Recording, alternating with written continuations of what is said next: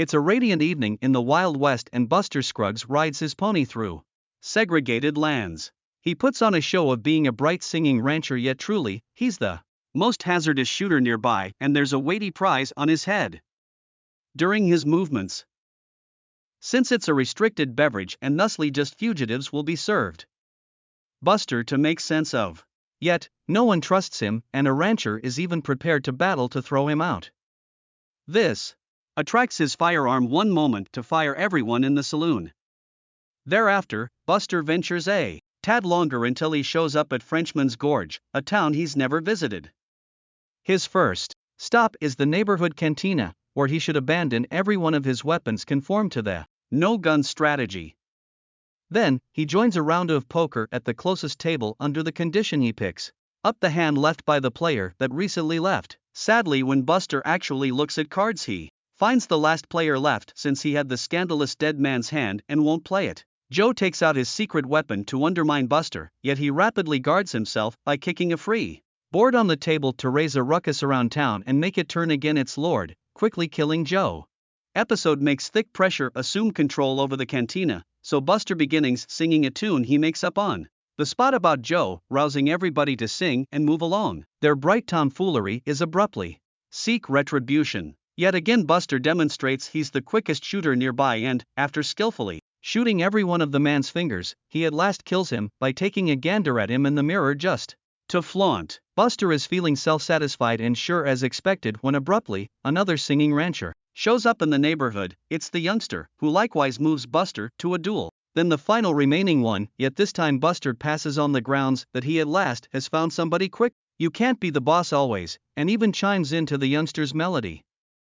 In the meantime, in New Mexico, a young cowboy tracks down a confined bank and attempts to ransack it. The bank employee claims to team up and twists around to get the cash, however he's moving to shoot his secret weapons as an interruption prior to taking off. Figures out how to evade the shots, burns through no time in. Furthermore, compels him to take cover behind a well. The rancher attempts to shoot back. The broker takes care of his body with pots and dish that mirror every one of the shots. This additional insurance, the teller figures out how to come close to the point of taking the rancher out. Rancher gets up hours after the fact. He finds himself attached to a tree and his hands bound to the seat. So this is the rancher's opportunity to say his last words. However, before the cattle rustler can say anything, they're trapped by a lot of Comanche fighters who rapidly kill the entire group yet leave the barely hours on his pony, making an honest effort to hold the creature back from moving excessively far and setting off. His death in the long run. The cowpoke at last lucks out and is found by a drover who liberates him by shooting the rope and permits him to ride with him for security. Not so much as an hour passes before the rancher finds he isn't generally so fortunate as he suspected. The drover is really a rustler, and the rancher is taken to town where he's tracked down liable by adjudicator and shipped off scaffold. Sitting tight for the end, he focuses on taking a gander at a young lady in the group. The last thing he sees before death can be a wonderful sight. Not a long way from maturing director voyages with Harrison, a young fellow without any arms or legs, however with a lovely voice that he uses to discuss works of art from Shakespeare and Lincoln among others. The cart they travel in turns into a phase cash from the crowd. He's responsible for taking care of Harrison, putting on his makeup. Furthermore, in any event, assisting him with alleviating himself. It's a miserable life, and the producer gets to pay for a young lady for Harrison as well. He leaves him in similar room and turns him around while he has his own tomfoolery. This implies Harrison actually needs to hear everything. Travel around remote mountain towns. The less intrigued the crowds are in their little show, and they scarcely make any cash. One night, the director sees their crowd is little on the grounds that an alternate cart has purchased the chicken, and he deals with it with as much consideration as he offers Harrison. Deduction by pecking at a few painted numbers. Seeing an open door, the producer chooses to buy a scaffold and tests the profundity of the waterway that runs under by dropping a huge stone into the water. The outcomes are precisely exact thing he wants, and minutes after the fact the producer is back. Well, discussing waterways, there's one running down a mountain where a grizzled miner has shown up to look for gold. At first his dish just gets little gold spots, yet by counting the sum each time the miner follows the path of where he ought to dig to track down the source. The man even makes camp close to the waterway, and he gets by fishing and taking eggs from birds' homes. Later, digging further, his estimations end up being great, and he, at long last, will view as a huge gold vein that will make him rich. Yet sadly there's no chance to commend. A young fellow that has been following the miner draws nearer and shoots him in the wake of making a cigarette to celebrate, who had been just claiming to be dead. The elderly person wrestles the person for his weapon and kills him. Hit nothing significant. In the wake of wrapping the injury, the miner wraps up mining the gold, covers the young fellow in the opening, and leaves the valley on a pony conveying his new fortune. Meanwhile, Ken, Alice and Gilbert have joined a horse-drawn caravan that is crossing the Oregon Trail. Gilbert isn't precisely a decent money manager, yet he guarantees a new colleague that will wed his sister when they come to Oregon. Going with them is Gilbert's canine President Puncture, who is viewed irritating by the other explorers as a result of his steady woofing. Not long after the starts, the caravan's chiefs Billy and Arthur assist Alice with covering him after they inquire as to whether she needs to continue to go with them or she'll return home. She doesn't have anything to get back to. Alice acknowledges to remain with them to track down her the following day. Alice gets all the more awful news. The kid Gilbert recruited to lead their cart claims he was guaranteed a pay of $400 and anticipates her sibling had any. It was left in his jacket, which is presently covered with him. It's far away to return now, so Alice asks Arthur and Billy for guidance, and the men bring up the pay is crazy, certainly higher than expected. Alice believes it's Gilbert's problem for being financial specialist. However, Billy figures the kid might be lying. Come to the midpoint, he'll attempt to startle him into admitting reality.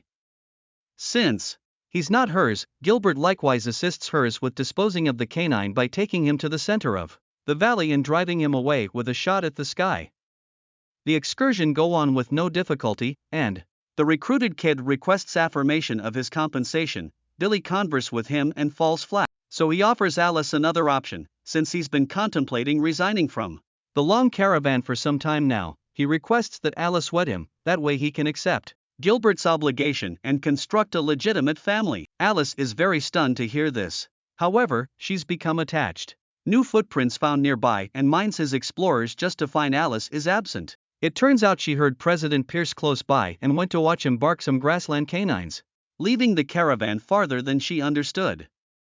Arthur tracks down her and attempts to bring her back as rapidly as could be expected, yet they aren't quickly enough and they get trapped by a local American, asking her to end things for herself, assuming that he winds up dead since death is desirable over be caught by the locals, who might put her through horrendous, excruciating disciplines. Is quite a gifted shooter and figures out how to drive the locals off with exact shots. In any case, when he thinks everything is more than a champion, shocks him and makes him fall with a shoots him prior to getting back to Alice's side just to figure out the most awful news. She likewise thought he was dead and utilized the gun precisely like he told her to, covering her with his jacket. Arthur begins advancing back to the horse-drawn caravan along with President Puncture while pondering everything he will say to Billy. On an alternate street, 5 individuals ride in a stagecoach to Post Morgan. Also, his accomplice Clarence frequently travel this course while shipping freight, insinuating something the top of the mentor without determining what it is. Since Thigpen has at last quit singing, a discussion starts among the voyagers, provoking the fur catcher to discuss his past. Since he thinks all individuals are similar in their essential requirements, Woman Betjeman, a sincere Christian, is annoyed by this thought and reminds everybody are just 2 sorts of individuals, the great and. However, Thigpen and Clarence just say something to a great extent, liking to watch with entertainment. When Renee questions on the off chance that Woman Betjeman has faithful to her while living separated for 2 or 3 years, Woman Betjeman's irate to the point that she paralyzed. Putting his head out the window, Renee attempts to request that the driver stop the mentor without much of any result, inciting Thigpen to make sense of down. Clarence chooses to sing a Clashing People melody, which effectively helps Lady yet in addition makes Thigpen cry.